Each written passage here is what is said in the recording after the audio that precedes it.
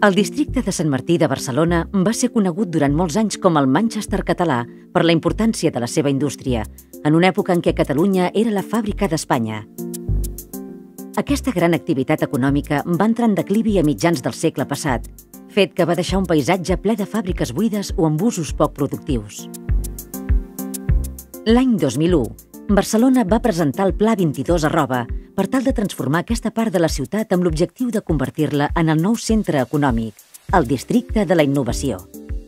Es tracta d'una àrea privilegiada, on s'hi troben empreses, habitatges, zones verdes i espais reservats a la cultura i el coneixement. El model 22@ és el d'una ciutat compacta i diversa, que propicia un desenvolupament urbà i econòmic equilibrat i sostenible. Un model consolidat que s'exporta a altres zones de Barcelona i que és referència internacional en la transformació urbanística, econòmica i social. Per aconseguir-ho, s'ha impulsat la creació de diferents clústers en diversos àmbits de coneixement en què la ciutat pot assolir un lideratge internacional per tal de tornar a esdevenir motor de desenvolupament econòmic.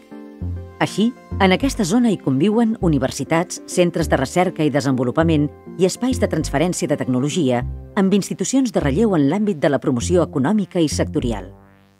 Entre d'altres, el 22@ s'hi troba Barcelona Activa, l'organització responsable de les polítiques de promoció econòmica de l'Ajuntament de Barcelona, que disposa de diferents espais d'incubació per a empreses a la zona.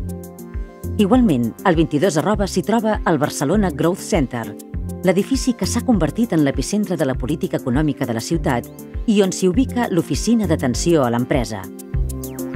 Aquest espai ofereix interlocució, acompanyament i assessorament a les empreses de la ciutat i d'arreu del món que desitgin instal·lar-se a casa nostra. Al districte també s'hi troba l'Smart City Campus, que concentrarà l'activitat del sector de les TIC amb infraestructures d'avantguarda per atraure empreses altament innovadores, centres de recerca i universitats d'aquest sector.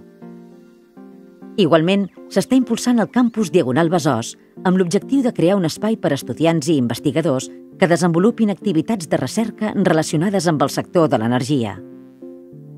L'èxit del 22@ es demostra per l'important nombre d'empreses locals i internacionals instal·lades des de la seva creació, generant un important nombre de nous llocs de treball i permetent una renovació d'un districte que, tot i que encara està en transformació, s'està erigint de nou en motor econòmic del país.